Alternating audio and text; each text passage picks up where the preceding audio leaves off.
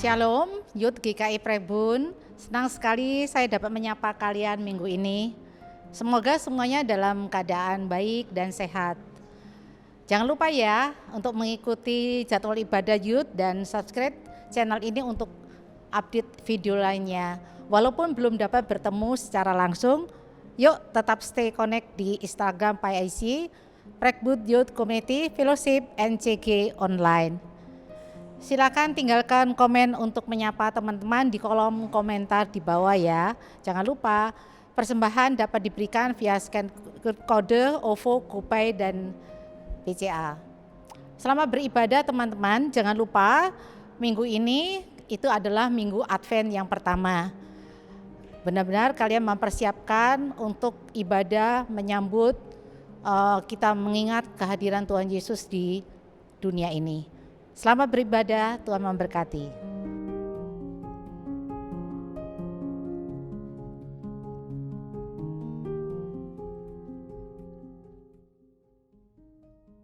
Kebaktian pemuda pada hari Minggu ini kita akan mulai dengan sebuah keyakinan bahwa pertolongan kita datang daripada Allah Tritunggal, Allah Bapa, Putra, dan Roh Kudus.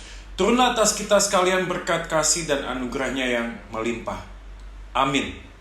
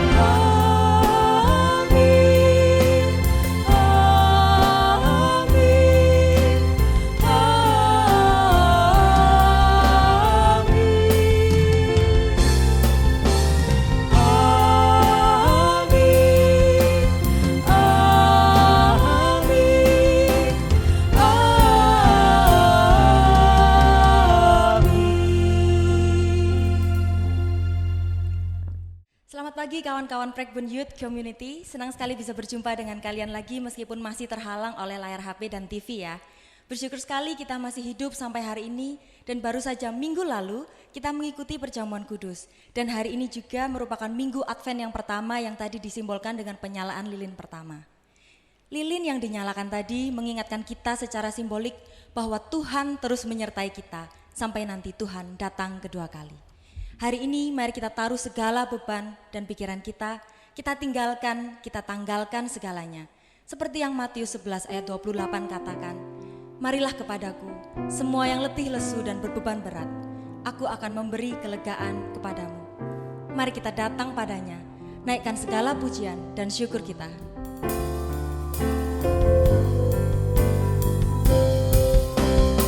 Segala pujian dan syukur bagimu, Allah yang mulia, kuduslah namamu. Kaulah yang awal, yang akhir dari segalanya. Yesus, kaulah pujian bagiku. Sekali lagi katakan, segala pujian dan syukur bagimu,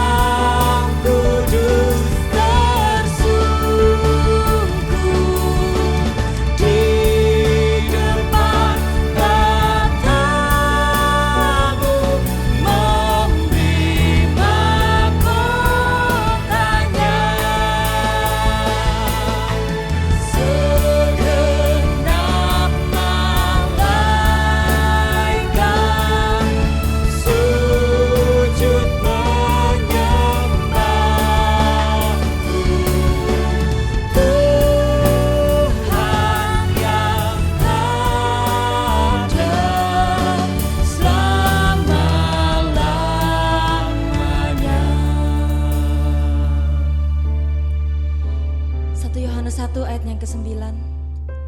Jika kita mengaku dosa kita, maka Ia adalah setia dan adil, sehingga Ia akan mengampuni segala dosa kita dan menyucikan kita dari segala kejahatan. Saat kita datang pada Tuhan, mari kita sama-sama merendahkan diri kita di hadapan-Nya. Kita akui segala kesalahan dan dosa-dosa kita. Belajarlah untuk jujur terhadap diri sendiri dan kepada Tuhan. Walau sebenarnya tanpa kita mengakui, Tuhan juga sudah tahu kesalahan-kesalahan kita. Namun dengan kita mengaku dosa dan menyesalinya, Ia akan mengampuni segala dosa dan menyucikan kita. Seringkali kita pun juga datang pada Tuhan hanya untuk berkeluh kesah. Sepanjang minggu kita disibukkan oleh aktivitas kita. Lalu kita berdoa, kita ngomel, kita kecewa. Kalau nggak lagi pengen sesuatu, kita nggak datang pada Tuhan. Mari kita sama-sama datang pada Tuhan, kita minta ampun sama Tuhan. Karena sering kali kita datang pada Tuhan hanya untuk berkeluh kesah. Mari kita sama-sama tundukkan kepala kita.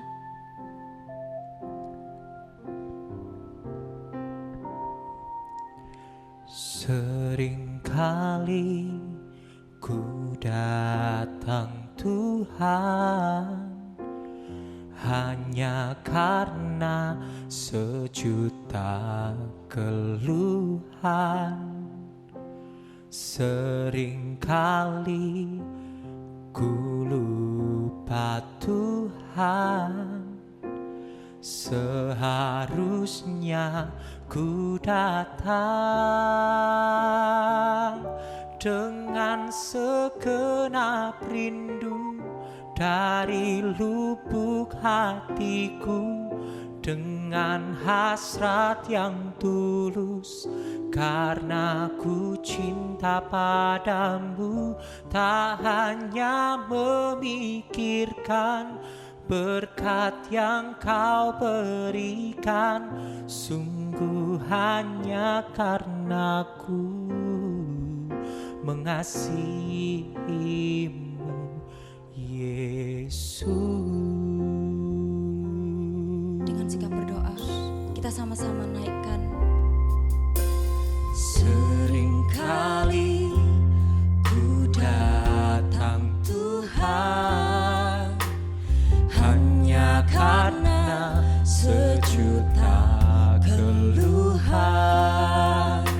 Seringkali ku lupa Tuhan, seharusnya ku datang dengan segenap rindu dari lubuk hatiku, dengan hasrat yang tulus, karena ku cinta padamu. Tak hanya memikirkan berkat yang kau berikan, sungguh hanya karena ku mengasihimu, Yesus.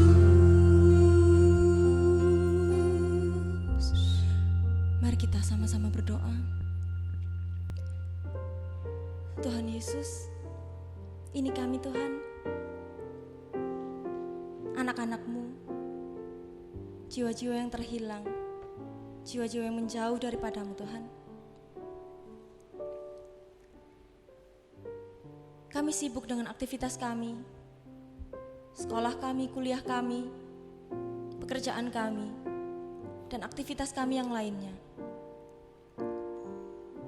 Bahkan kadang sehari pun kami lupa untuk berdoa, kami lupa untuk mencari Engkau, kami lupa untuk berkomunikasi dengan Engkau.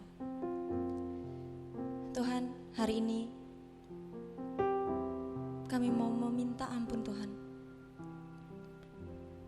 Dan kami mau belajar Tuhan untuk mengambil waktu teduh, untuk mengambil waktu yang erat dengan Engkau, berkomunikasi dengan erat dengan Engkau Tuhan. Tuhan, kami mau serahkan segala dosa dan kesalahan kami Tuhan. Sucikan kami menjadi pribadi yang baru Tuhan. Terima kasih Tuhan, di dalam nama Tuhan Yesus Kami sudah berdoa. Amin.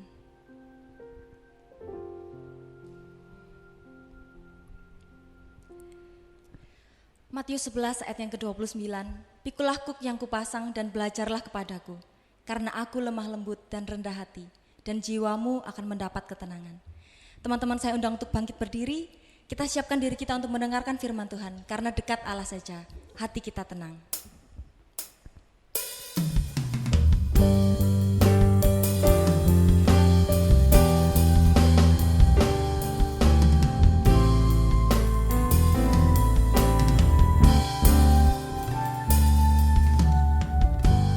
Bapa, kau mendengar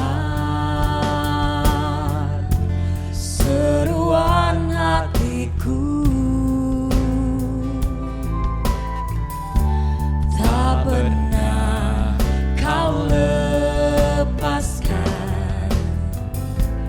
dari kasih-Mu. Lewat lembah gelap, Lewat lembah gelap, kau temani aku.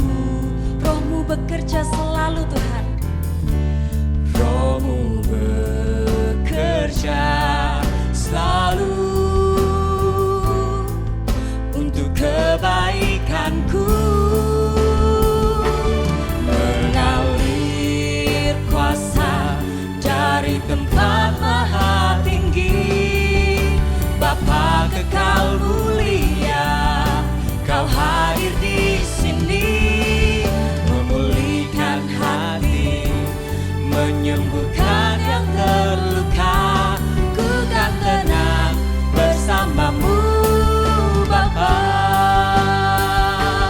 Mengalir kuasa dari tempat maha tinggi.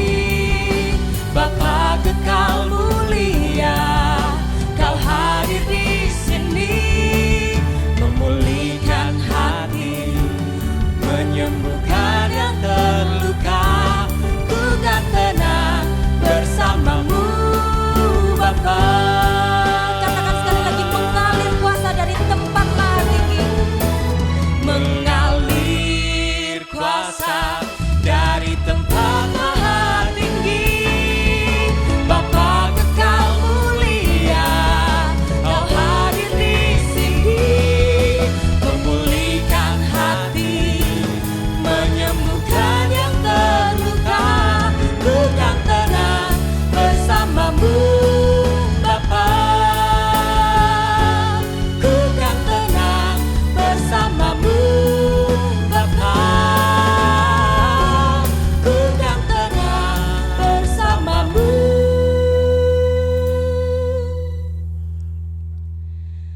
Bapa.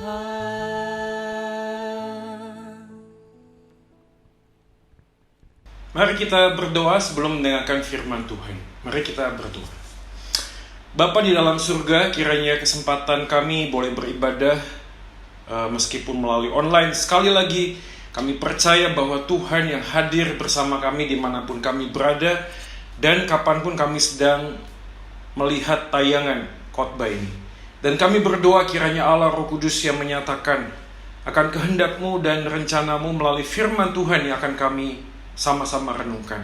Dan pakailah hamba-Mu di dalam segala keterbatasan dan keberdosaannya, supaya Tuhan penuhi dengan kuat kuasa daripada Roh Kudus, sehingga apa yang Dia sampaikan sesungguhnya adalah isi hati-Mu dan kebenaran kitab suci yang bisa dipertanggungjawabkan.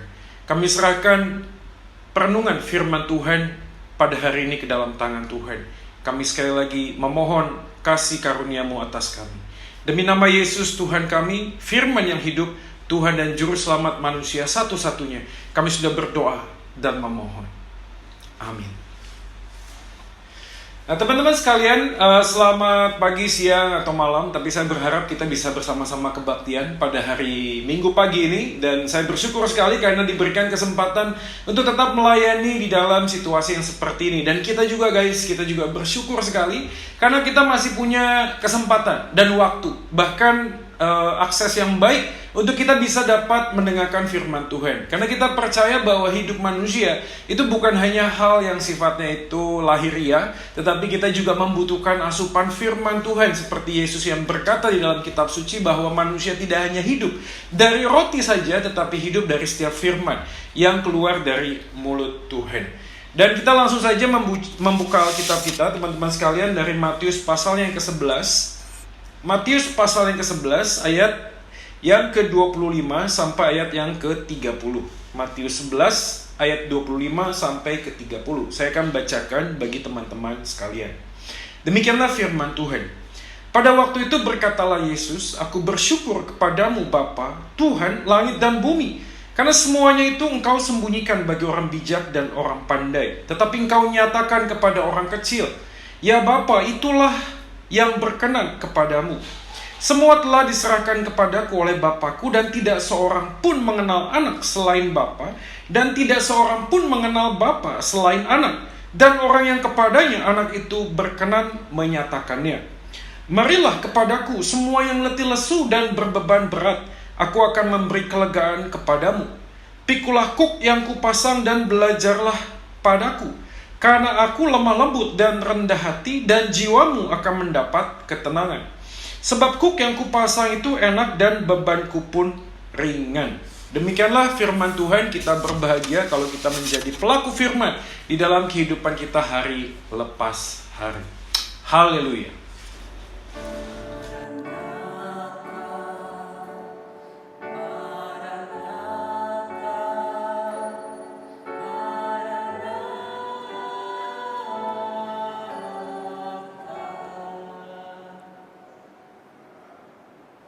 Oke, teman-teman, kita bersyukur pada hari ini kita akan membahas sebuah tema, yaitu restless culture, ya, sebuah budaya yang restless, tanpa pernah berhenti, ya, yang terus berjalan, yang seakan-akan terus meminta kita untuk beradaptasi dengan budaya di tengah-tengah dunia ini. Dan kita tahu sekali bahwa di dalam budaya di dunia ini, kita melihat bahwa budaya ini semakin lama semakin menghargai kecepatan, ya, bukan hanya kecepatan tapi juga ketepatan, tentu saja, ya.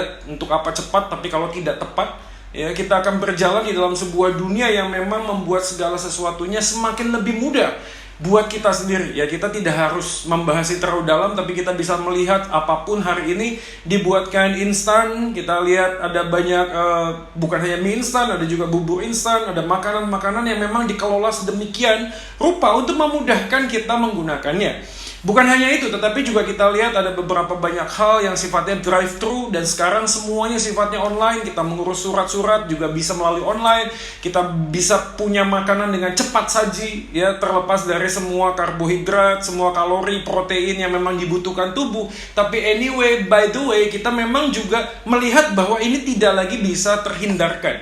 Bukan cuma itu, hari-hari ini kita juga melihat bahwa gereja-gereja Tuhan juga mulai melihat bahwa ada satu hal yang dibutuhkan oleh jemaatnya, yaitu satu kesempatan di mana mereka bisa packing up, ya, whole day gitu, ya, kurang lebih, ya, langsung masuk dalam sebuah mall. Di mall bisa belanja, bisa makan, sekaligus bisa ibadah, guys, dengan satu kali tiket parkir saja.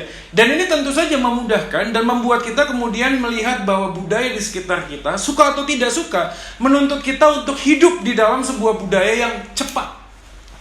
Ya, saya nggak tahu dengan teman-teman sekalian hari ini masih berkuliah, ya, kuliah online, apakah itu memudahkan bagi Anda, apakah itu menyenangkan bagi Anda. Banyak perspektif, banyak pendapat, ya, masing-masing mempunyai pendapat lain-lain. Tetapi kita harus melihat bahwa apa yang terjadi dalam culture ini membuat kita harus menyadari satu hal, bahwa apakah semua yang cepat, semua yang instan itu tidak baik. Ya, jujur saja, seperti halnya saya, kadang-kadang saya juga membutuhkan makanan cepat saji, bukan? Ya, kalau susah untuk masak, ya, kondisi yang kepepet misalnya, ada beberapa hal yang juga kita pengen menikmati sesuatu yang hanya membuat kenyang tanpa memikirkan nutrisi, tanpa memikirkan kalori dan lain sebagainya. Tapi beberapa kali kita juga membutuhkan itu, dan kita tidak bisa menampik hari-hari seperti ini. Kita juga menggunakan air mineral yang packing up semuanya yang dibuat instan, dan itu juga memudahkan kita. Bahkan pada waktu saya sebagai hamba Tuhan pun, hari ini saya tidak lagi membaca buku terlalu banyak dengan sifatnya paper based, tetapi mulai masuk dalam bentuk berbentuk digital. Dimanapun saya bisa menggunakan hal itu sambil duduk, sambil kadang-kadang mau tidur, saya bisa membaca, apapun bisa dilakukan.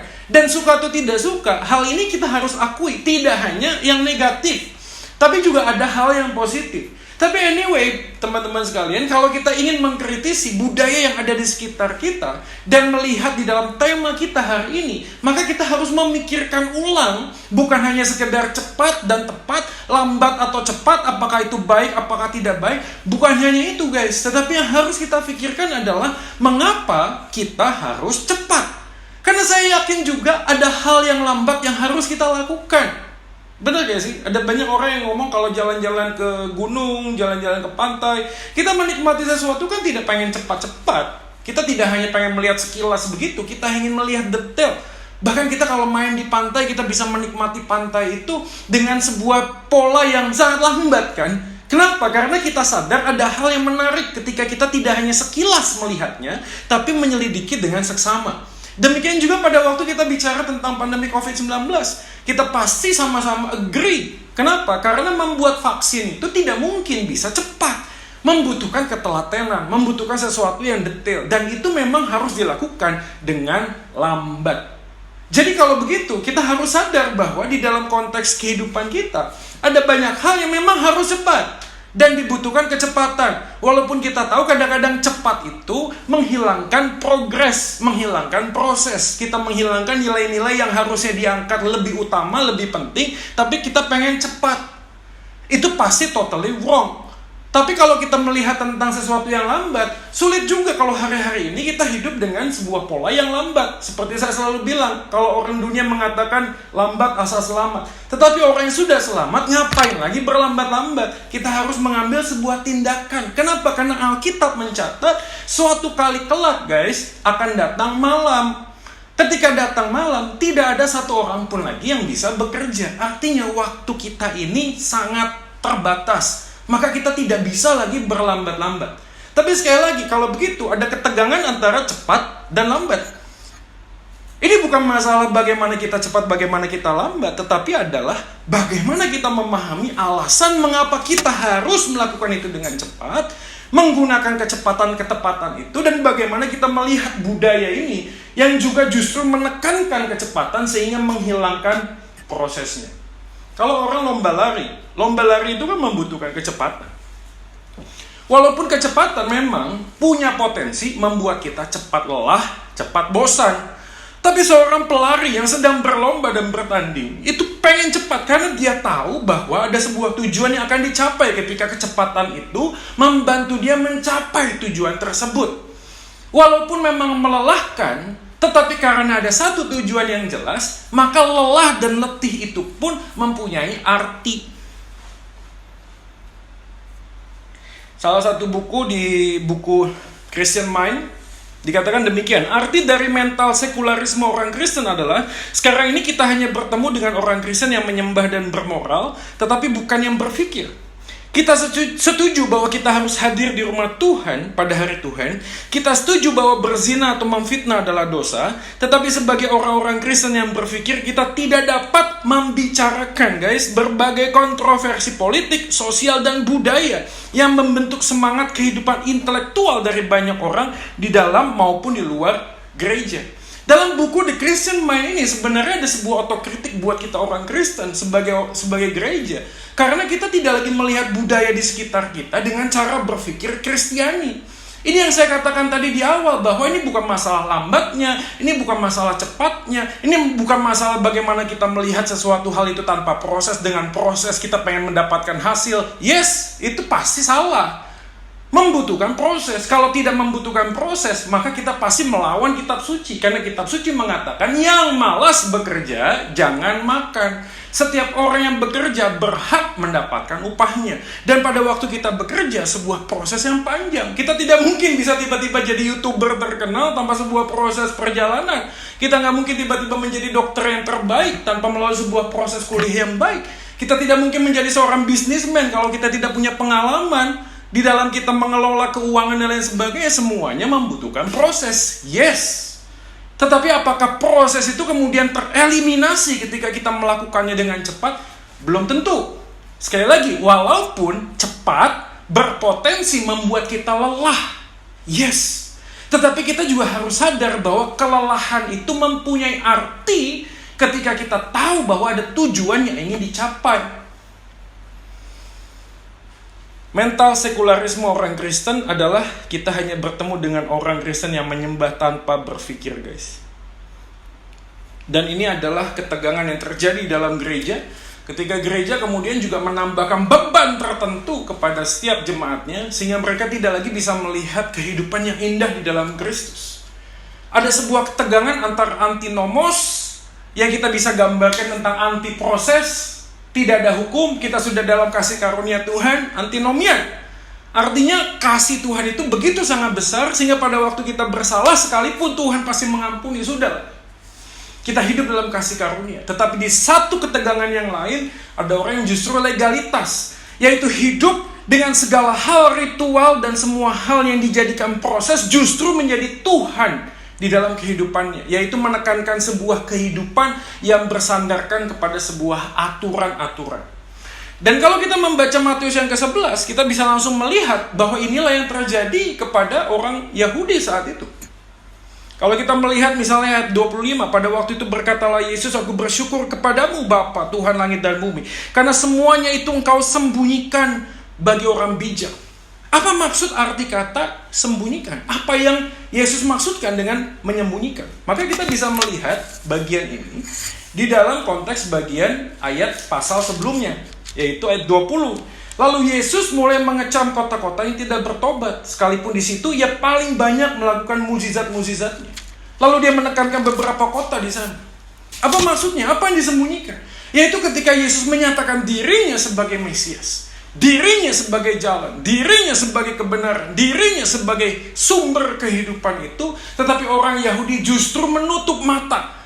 Sekalipun mereka melihat banyak tanda-tanda yang dilakukan oleh Yesus pada saat itu, mereka tetap menolak Yesus sebagai Sang Mesias. Maka dalam bagian ini, Yesus berkata, aku bersyukur. Kenapa kok dia bersyukur? Karena sebenarnya bukan karena kemampuan manusia bisa memahami Tuhan, tetapi karena semata-mata kasih karunia Tuhan yang dinyatakan kepada kita. Di antara semua orang Yahudi yang menolak dia, Yesus di pasal 11 ayat 20-24 secara khusus menyoroti beberapa kota. Dan sekali lagi, dalam konteks bagian inilah sebenarnya kita bisa belajar. Kurang apa Yesus menunjukkan tanda-tandanya? Kurang apa dia menyatakan kebenaran-kebenarannya? Maka problema utama manusia itu bukanlah tidak tahu, tapi masalahnya adalah tidak mau tahu. Kita justru menjadi orang yang seringkali mengabaikan apa yang kita pahami adalah sumber masalah dari semua masalah hidup kita. Oke guys, di pelajaran kita yang pertama sebenarnya ketika melihat budaya di sekitar kita yang cepat, budaya di sekitar kita yang mengajak kita untuk tidak berhenti membrowsing, melihat Instagram, melihat Facebook, melihat YouTube, tidak pernah berhenti, kita terus bergerak, bahkan kita tidak lagi punya kesempatan untuk rest, untuk istirahat. Kita capek, kita penat. Kita mulai ada di ubun-ubun. Teman-teman sekalian yang melihat video ini, mungkin Anda adalah seorang suami, seorang istri yang punya anak-anak kecil seperti saya. Yang hari-hari seperti ini, 2 anak harus sekolah, 1 anak masih bayi. Tiba-tiba suatu kali bisa teriak, ngomong tidak jelas. Semua aktivitas yang begitu padat kadang membuat kita itu bisa jengah, bisa jenuh. Tetapi kita sadar dan tahu sebenarnya bahwa ada satu tempat di mana kita bisa rest di dalam Yesus yang sudah memberikan nyawanya, menebus dosa kita, bangkit dan naik ke surga. Seharusnya kita datang kepada Dia. Apakah kita tidak tahu? Kita tahu, man. But why? Kita justru ignorance, kita justru mengabaikan apa yang kita tahu. Maka semua masalah yang kita hadapi dalam hidup ini, sumber masalahnya adalah bukan karena kita tidak tahu jawabannya apa, bukan. Tetapi pokok permasalahannya adalah justru kita mengabaikan apa yang sebenarnya Tuhan ingin nyatakan. Maka dalam konteks ayat yang ke-25 dikatakan, engkau sembunyikan bagi orang bijak dan orang pandai, tetapi engkau nyatakan kepada orang kecil. Apa maksudnya dengan orang bijak, orang pandai dengan orang kecil? Sebenarnya Yesus sedang mengatakan bahwa ada dua kelompok manusia dalam dunia ini, yaitu orang yang mengandalkan kemampuan dirinya, prestasinya, keuangannya, materinya. Digambarkan sebagai orang bijak dan orang pandai. Untuk mencoba untuk memahami, solving problem dengan kemampuannya sendiri. Dan tentunya inilah budaya yang sedang kita hadapi, bukan? Semua budaya di dunia ini menawarkan sebuah solving problem.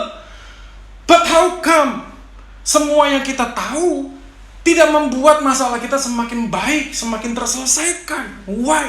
Karena kita justru tidak seperti orang kecil yang merasa miskin di hadapan Tuhan. Seperti Matius 5 ayat 3 mengatakan, berbahagialah orang yang miskin di hadapan Allah, karena mereka lah yang mempunyai kerajaan surga.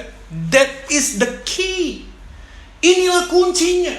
Bahwa di hadapan Tuhan aku harus menyerah dan berkata, Tuhan, aku sadar, aku tahu, aku tak mampu melakukan apapun dengan experience-ku, dengan uangku, dengan posisiku, dengan kemampuanku. Aku gak bisa. Dan hari ini aku datang sebagai orang yang miskin, yang tak punya apa-apa di hadapan Engkau, ya Tuhan. Dan Alkitab mencatat, justru di sanalah kita menemukan kebahagiaan. Berbahagialah orang yang miskin di hadapan Allah, karena mereka lah yang empunya kerajaan surga. Teman-teman yang dikasih oleh Tuhan, hari-hari ini apa yang sedang kita hadapi di tengah budaya yang sedang cepat ini? Saya tahu nggak semua orang mungkin menghadapi masalah yang sama. Mungkin kita dalam situasi yang sangat baik. Saya nggak tahu. Tetapi cepat atau lambat, suka atau tidak suka, kita sebagai manusia, ketika berjalan dengan budaya yang sangat cepat, dengan pergerakan yang sangat cepat, yang menuntut semua hal yang sangat cepat, kadang-kadang membuat kita itu bosan, membuat kita itu jenuh. Justru kita berpikir kita ingin me time. Kita ingin pergi keluar kota, keluar pulau, kita ingin menyendiri. Tapi you know what? What happened after that?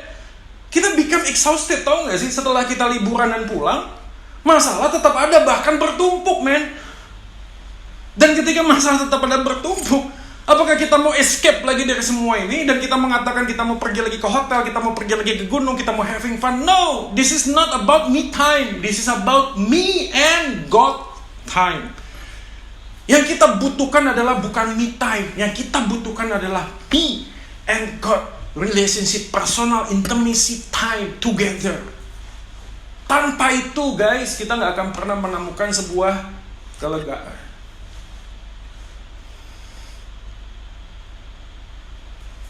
Kekuatan seringkali justru menjadi kelemahan kita. Karena seharusnya dalam kelemahanlah kekuatan Allah itu semakin nyata dalam hidup kita. Betul? Kekuatan kita, kemampuan kita justru itu menjadi berhala tertentu, menjadi satu bagian tertentu dalam hidupku yang mencoba untuk menempatkan dirimu. Aku bisa, sampai pada satu titik aku sadar aku tak mungkin bisa. Dan kitab suci mengatakan justru di dalam kelemahan aku menemukan kekuatan Allah yang semakin nyata, semakin besar, melingkupi hidupku. Sehingga pada waktu aku berjalan melihat masa depan dan melihat ke belakang, aku tahu it's only by His grace, man. Itu hanya karena kasih karunia Tuhan. Coba kita renungkan hari-hari ini, teman-teman sekalian. Apa yang sedang kita hadapi hari-hari ini? Kita melihat kepada anak-anak, kita melihat kepada istri, kita melihat pekerjaan, kita melihat tuntutan yang begitu banyak, setiap bulan harus menyelesaikan semua cicilan. Kita berpikir dengan sangat luar biasa untuk mendapatkan sebuah solusi. Sekali lagi, saya bukan ngomong itu tidak penting. Tetapi kapan jiwa kita, our soul rested, kapan? Agustinus pernah terus mengatakan, kan, saya selalu mengatakan, you have made us for yourself. Engkau telah menciptakan aku bagi engkau. And our heart restless until we have a rest in your heart. Hati kami terus gelisah, restless, sebelum kami menemukan rest, istirahat kami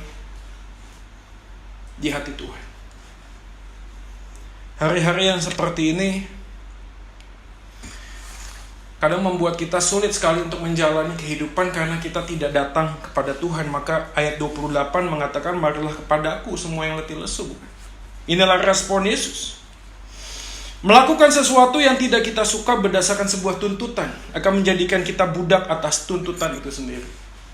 Orang Yahudi melakukan banyak ritual. 613 hukum Taurat yang dijabarkan dalam semua perintah-perintah manusia.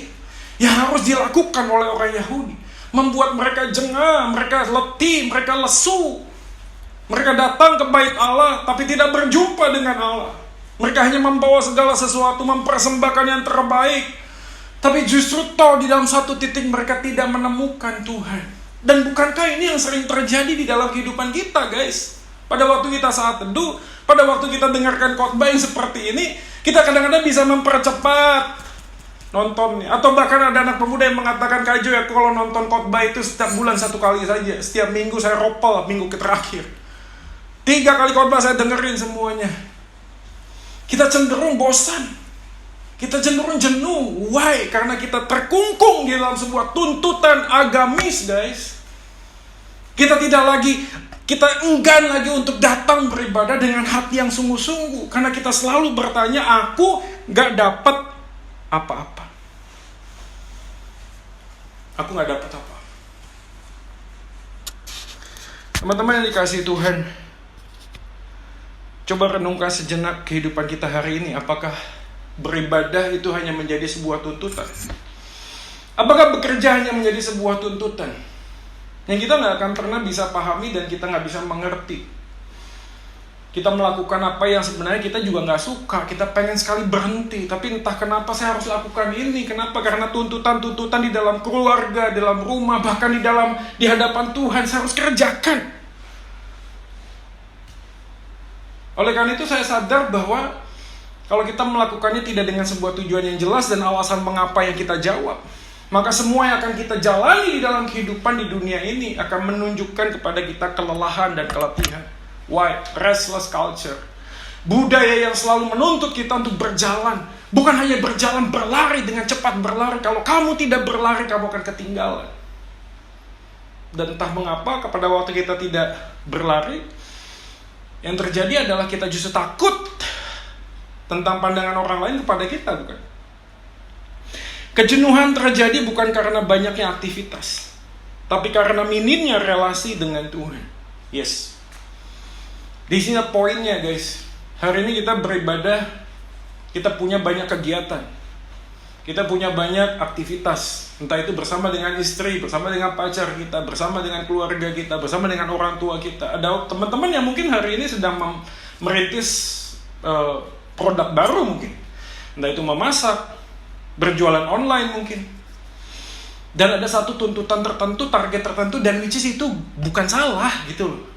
Tapi sebelum kita menemukan alasan pada waktu kita menemukan dan mengerjakan hal ini, kita akan terus terjebak di dalam kejenuhan. Karena kejenuhan bukanlah karena banyaknya aktivitas. Kejenuhan terjadi justru karena tidak ada keintiman di dalam Tuhan. Kejenuhan terjadi karena tidak ada relasi yang baik, intimacy yang baik. Saat teduh kita mulai bolong-bolong, doa kita kemudian tidak lagi menemukan pribadi dengan Tuhan. Aneh ya manusia ini. Dia justru merasa bahwa hidup di dalam Tuhan itu menjadi beban, guys. Aneh sekali. Kalau Anda merasa hari ini hidup di dalam Tuhan menjadi beban, berarti ada yang salah dengan cara Anda berpikir tentang relasi dengan Tuhan. Karena saya sangat sadar sekali kalau Kristus Tuhan sudah mati menebus dosaku dan dosa, maka itu hal yang precious, yang berharga, yang tak dapat dibayar dengan emas dan permata di dalam dunia ini. Begitu besar kasihnya, sehingga kasih Tuhan dinyatakan bukan untuk memperbudak kita, bukan, tetapi membangun sebuah relasi yang intim. Karena Tuhan tahu kebutuhan manusia yang utama dan terutama bukanlah materi, tapi relasi. Dan kalau materi di dalam dunia ini tidak akan pernah bisa memuaskan hati kita, maka kepuasan hidup kita hanya bisa ditemukan di dalam Sang Pencipta yang sudah menyatakan dirinya di dalam Kristus Yesus. Dan hari ini dia membuka tangannya dan mengatakan ayat ke-28, marilah kepadaku semua yang letih lesu. Come on guys. Coba tanya hari-hari ini, apakah engkau sedang letih lesu, capek? Aduh, capek banget gitu loh. Bukan cuma capek pikiran, kadang-kadang capek mental juga, guys. Bukan cuma capek fisik kadang-kadang. Omongan orang, itu nggak sih? Tuntutan orang kepada kita. Bahkan tuntutan diri kita kepada diri kita sendiri, guys. Mencoba untuk menempatkan diri kita menjadi pribadi yang terbaik. Dan justru itu membuat tekanan di dalam hidup kita. Bukan menempatkan kita melihat diri kita seperti Tuhan melihat kita. Dan pada waktu kita hidup di dalam Tuhan, apakah kita tidak akan diberkati? Saya yakin diberkati kok. dalam kalimat, marilah kepadaku semua yang letih lesu dan berbeban berat, Yesus mengatakan kepada kita, pikulah kuk yang kupasang. Kuk adalah sebuah beban memang, tetapi beban itu tidak lagi ditanggung sendiri, tetapi ditanggung bersama dengan Tuhan. Ini menekankan kepada kita bahwa kebersamaan, berjalan bersama dengan Tuhan itu, mengangkat beban di dalam hidup kita bukan cuma sekedar menghilangkan beban itu, karena tidak mungkin beban itu dihilangkan. Tapi jangan sampai Anda berpikir bahwa beban itu selalu negatif. No. Beban itu juga memberikan hal yang positif kalau kita tahu, sekali lagi, kenapa harus kita menanggung beban itu. Ada sebuah akuntabilitas, tanggung jawab yang kita harus jalani. Tapi waktu kita melakukan tanggung jawab ini, kita tahu dan sadar bahwa relasi kita dengan Tuhan menjadi titik poin utama. Betul gak sih? Coba para ibu yang punya anak, apakah Anda ngomong membesarkan anak itu mudah? Membersihkan popok itu mudah, bangun subuh, memberikan makanan, capek men, capek sekali. Tapi aneh sekali, kenapa itu menyenangkan? Karena kita tahu ini anak kita, sebuah relasi. Relasi dengan anak kita itu membayar harga semua pengorbanan, kesulitan, beban yang harus kita jalani, menjadi sebuah sukacita. Dan inilah yang Yesus sedang menyatakan kepada kita. Selama relasi dengan Tuhan itu, apa yang kita lakukan demi untuk nama Tuhan yang sudah lebih dahulu mengasihi aku, maka aku akan menanggung beban itu bersama-sama dengan Dia. Pikulah kuk yang kupasang. Dan bukan hanya itu, Yesus menawarkan dirinya karena Dia mengatakan, aku lemah lembut dan rendah hati. Nah, kata lemah lembut dan rendah hati ini dikatakan dengan sifat praus, lemah lembut, dan tapienos, dalam kerendahan hati. Kedua kata ini sebenarnya menjelaskan dua hal. Yang pertama adalah ini adalah sebuah sikap yang muncul dari hati. Bukan hanya sekedar perbuatan rendah hati dan lemah lembut, tetapi juga muncul dari hati. Dan bagian yang kedua yang menarik adalah kata lemah lembut. Bukan mengatakan bahwa dia lemah gemulai, lalu tidak melakukan apapun, hanya memeluk dan membelai. No. Kata lemah lembut justru di dalam sebuah konteks tradisi kuno diajarkan tentang otoritas.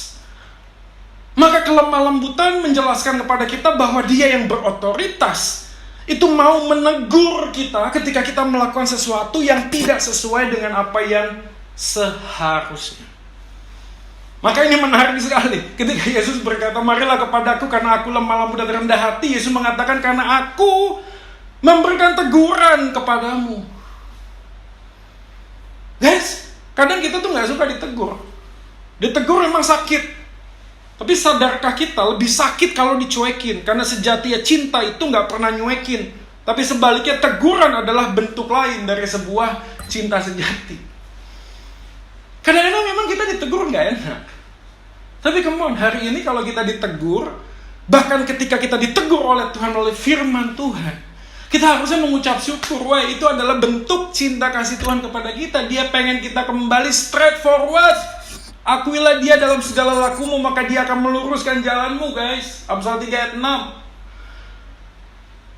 Dan betapa kita bersyukurnya kalau hari-hari yang seperti ini, ketika kita menjalani kehidupan yang sulit, ketika ada banyak tantangan dan pergumulan yang kita hadapi, Tuhan justru dengan lemah lembut Dia mengatakan secara otoritas, aku mengatakan, woi, bangun woi, salah jalan.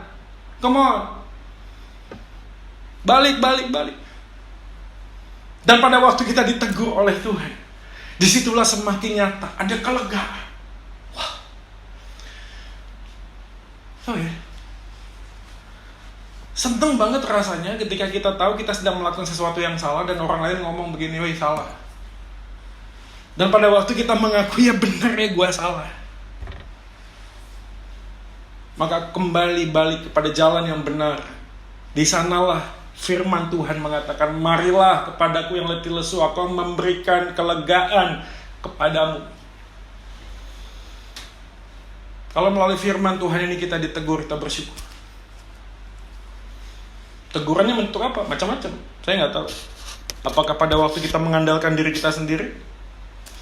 Apakah kita berjalan dengan kemampuan kita sendiri? Apakah kita mengandalkan sesuatu di luar Tuhan dan menganggap itu justru sebagai Tuhan? Apakah kita justru mengandalkan pekerjaan kita hanya semata-mata sebagai sebuah tuntutan untuk eksistensi diri? Hari ini Tuhan menegur kita. Karena dia lemah lembut dan rendah hati. Dia mengatakan, marilah kepadaku. Kamu, siapapun Anda anak-anak pemuda hari-hari ini, yang mengalami kesulitan demi kesulitan di dalam hidup, mengalami kejenuhan, kehampaan, kekosongan, hari ini datang kembali kepada hati Tuhan. Datang kembali kepada hati Yesus, yang membuka tangannya lebar-lebar. Karena engkau sudah terlalu jauh pergi dari rumah. Karena engkau sudah terlalu lama pergi dari rumah. Sang Bapa menunggumu untuk pulang. Dan di dalam pelukan itu, walaupun dia menegurmu karena kesalahanmu, dia tetap menepuk punggungmu. Dan dengan linangan air mata dia tersenyum dan berkata, anakku sudah pulang. Dan hari ini aku buatkan pesta untukmu. Karena anak yang hilang telah kembali. Di dalam budaya kita yang cepat, bukan masalah cepat atau lambat, saya terlalu amat yakin bahwa tidak hanya cepat itu selalu negatif. Walaupun memang betul cepat berpotensi jenuh, cepat berpotensi kemudian menghilangkan proses. Tapi kita terlalu amat sadar bahwa waktu kita hari-hari ini adalah hari-hari yang jahat. Mintalah kepada Tuhan supaya kita punya hati yang bijaksana untuk mengisi dan menghitung hari-hari kita sedemikian, sehingga kita mempunyai hati yang sungguh-sungguh ingin mengasihi Tuhan di dalam waktu ini. Tidak lagi membuang-buang waktu, tapi kita hidup di dalam Kristus. Kejenuhan, kekosongan, bukanlah karena terlalu banyak aktivitas, tapi justru karena minimnya relasi kita di dalam Tuhan. Kiranya Injil Kristus Yesus menjadi pedoman kita, menjadi dasar kita untuk bersandar menjalani hidup ini. Tidak mengandalkan kemampuan kita, tapi kita mengandalkan kemampuan di dalam Kristus Yesus. Dan kita tahu kita berjuang dan memikul kuk yang dipasang. Karena kuk itu ringan. Yesus berkata demikian. Karena kita tidak memikulnya sendiri. Kita tahu bahwa Kristus sudah mati untuk kita menebus dosa kita. Di dalam Dialah ada kelegaan. Mari kita berdoa. Terima kasih Bapa dalam surga untuk firman Tuhan ini. Dan hamba berdoa buat semua orang yang mendengarkan khotbah ini. Tuhan yang menolong kami, untuk kami melihat akan kebaikan, kelemah lembutan, kerendah hatian Tuhan kami, yang hari ini mau memberikan kelegaan di dalam kehidupan kami. Kami berdoa ya Tuhan, kiranya hati kami penuh dengan ucapan syukur. Manakala itu pun adalah sebuah teguran, kami mengucap syukur karena kami dikasihi oleh Tuhan. Kami berdoa kiranya Tuhan yang menuntun kami di dalam situasi ini. Berikan kami hikmat, dan yang awal dan pertama yang harus kami lakukan datang kepada Tuhan, membuka hati. Dengan hati yang hancur dan berkata, Tuhan ini aku. Apa yang kau inginkan di dalam hidupku di masa yang sulit ini, nyatakanlah kepadaku ya Tuhan. Dan kami percaya bahwa Tuhan tak pernah menutup matanya dan menutup telinganya buat setiap seruan kami yang ingin bertobat kepada Engkau. Kiranya setiap kami yang hari ini mungkin melihat dan belum menerima Yesus sebagai Tuhan dan Juru Selamat secara pribadi, hari ini membuka hati, mengundang Yesus Tuhan masuk ke dalam hati. Karena di dalam Engkaulah ada kelegaan, di dalam Engkau ada sukacita penghiburan, walaupun di tengah-tengah semua beban kehidupan yang kami alami dan kami harus hadapi, kami tidak sendirian karena kami bersama dengan Tuhan. Dan kami percaya beban kami yang terbesar adalah dosa kami, dan Engkau sudah bayar di atas kayu salib, sehingga kami menjadi anak-anak-Mu yang diberikan privilege memanggil Engkau Tuhan sebagai Bapa kami yang dekat, yang mau selalu intim dan mempunyai relasi di dalam kami. Ini doa kami Tuhan. Kami mengucap syukur buat firman-Mu. Demi nama Yesus Tuhan kami, Tuhan dan Juru Selamat manusia, satu-satunya yang mengasihi kami, firman yang hidup, gembala yang baik, sumber kelegaan, kami sudah berdoa dan memohon. Amin. Mari kita masuk di dalam doa. Bapa di dalam surga, kami mengucap syukur buat kebaikan Tuhan, dan hari ini kami ingin berdoa bagi kondisi bangsa kami Indonesia, khususnya di dalam hari-hari ini.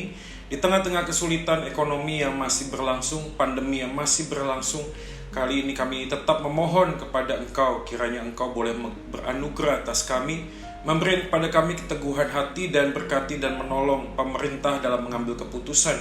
Kami juga berdoa buat para dokter, para tim medis yang hari ini masih tetap berjuang. Kami mohonkan supaya mereka juga Tuhan pelihara, Tuhan berkati, Dan Tuhan cukupkan segala kebutuhan keluarga mereka. Jauhkan dari segala sakit penyakit di dalam keluarga ini ya Tuhan. Kami juga tetap berdoa buat gereja kami Tuhan menjelang akhir tahun ini, di mana ada beberapa acara Natal di tengah pandemi seperti ini, bahkan ada bazar online yang akan dilakukan. Kami tetap memohon kiranya kasih Tuhan, penyertaan Tuhan nyata di dalam kehidupan gereja kami ini.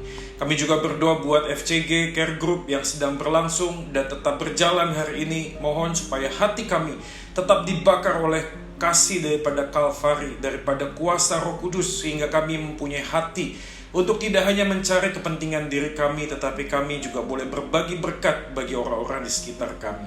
Kami juga berdoa ya Tuhan, menyerahkan kepadamu semua anak-anak pemudamu di dalam perjalanan hidup mereka. Berkati usaha dan pekerjaan mereka yang saat ini ada di dalam pernikahan.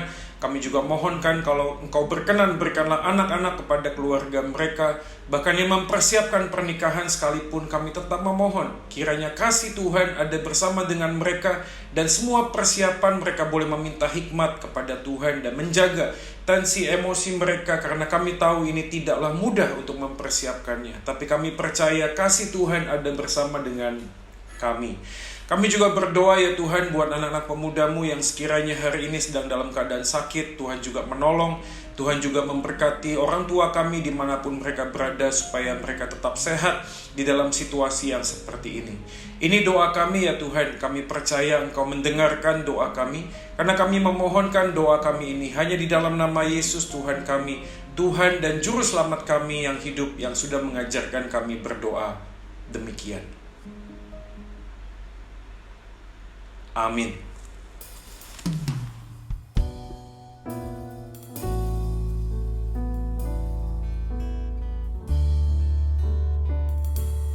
Bapa kami yang ada di surga,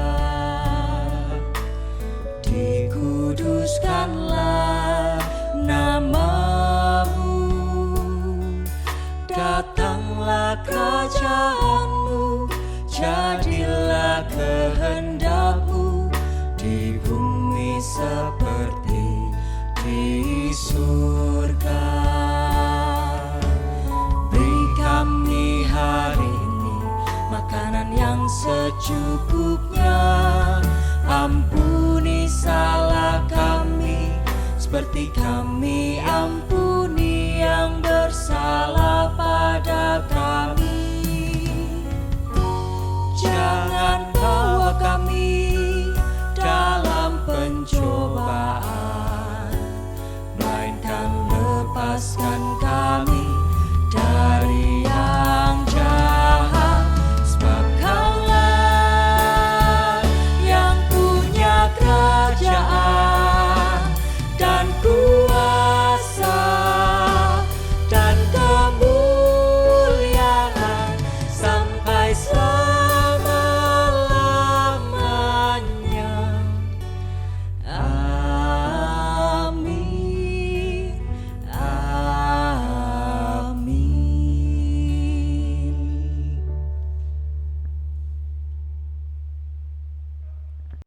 Teman-teman saya undang untuk bangkit berdiri bersama gereja dari segala abad dan tempat.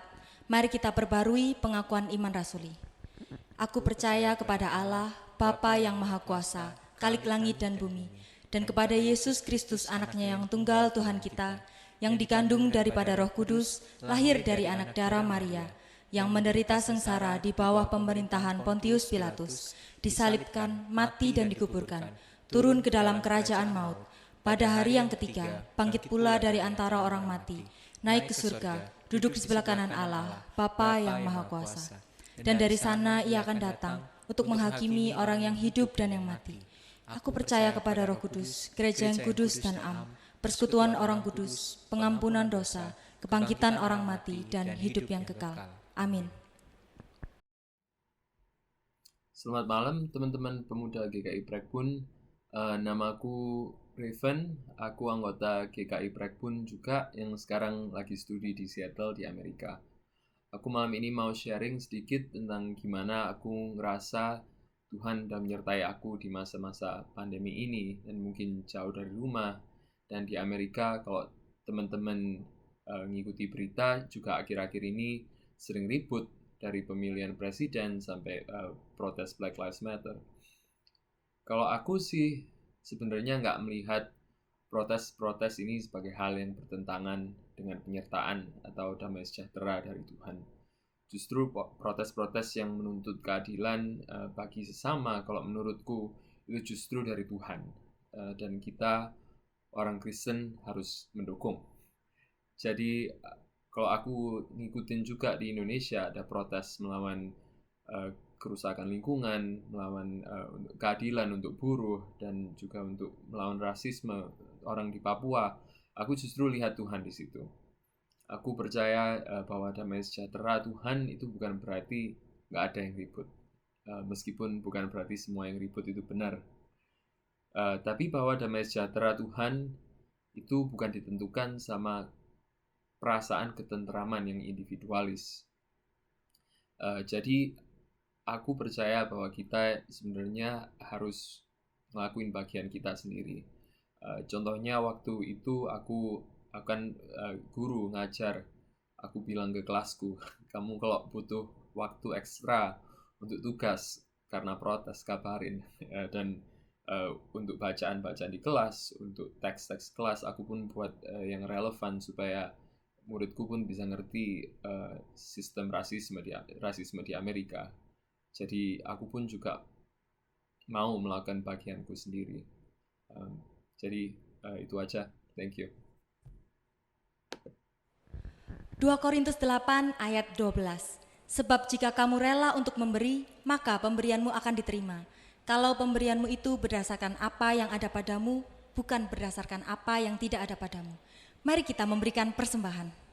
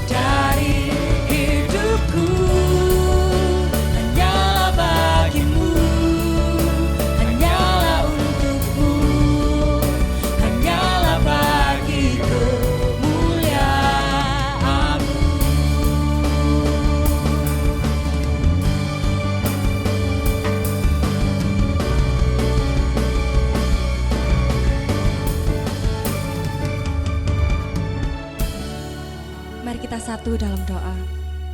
Tuhan Yesus, kami mengucap syukur Tuhan karena pada hari ini Engkau masih memberikan kesempatan bagi kami untuk tetap bisa memberikan persembahan. Entah itu uang kami, waktu kami, apapun yang kami bisa Tuhan, kami mau persembahkan hanya kepadamu Tuhan. Dan juga Tuhan, kami mau berdoa untuk majelis yang akan mengelola persembahan ini, kiranya Engkau berikan hikmat Tuhan. Kami mau serahkan persembahan ini hanya di dalam tangan-Mu, dan di dalam nama Tuhan Yesus kami sudah berdoa. Amin.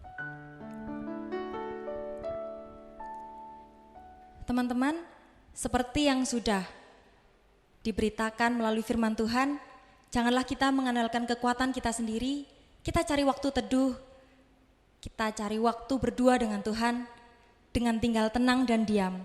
Disitulah kekuatan kita, dan apapun masalah kita dapat kita tanggung dalam Dia.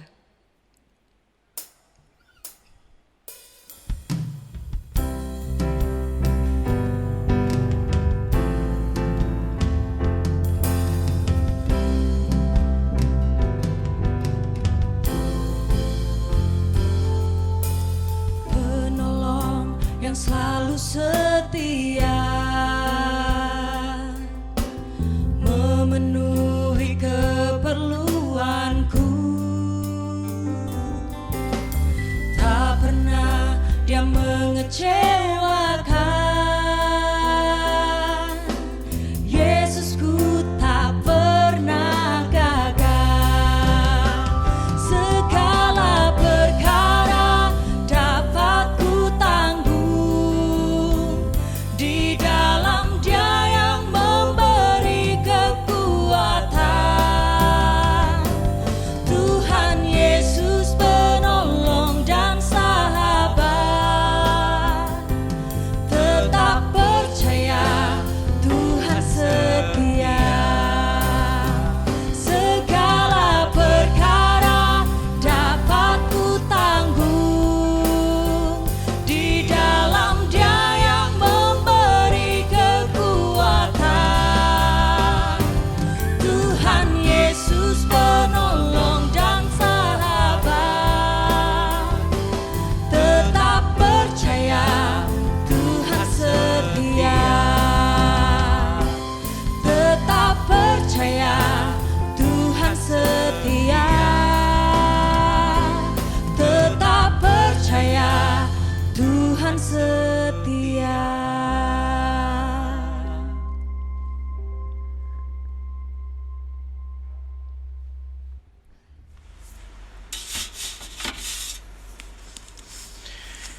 Teman-teman sekalian, arahkanlah hati dan pikiranmu kepada Tuhan dan terimalah berkat Tuhan. Kiranya kasih karunia, damai sejahtera, dan penghiburan yang nyata, yang melampaui akal dan pikiran manusia, yang datang daripada Allah Tritunggal, Allah Bapa, Putra, dan Roh Kudus, menyertai kita sekalian berjalan bersamanya, mulai saat ini sampai selama-lamanya. Amin.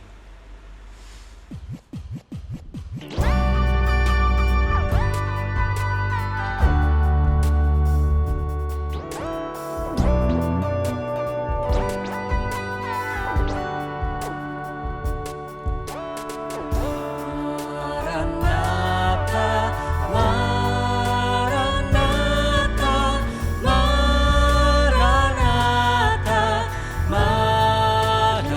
Maranatha, Maranatha. Amin, amin, amin.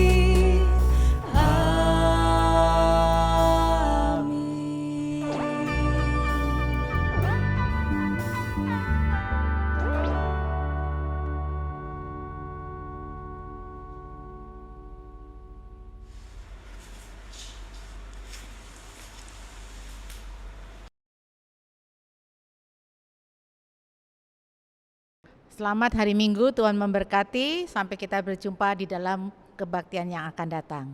Makasih.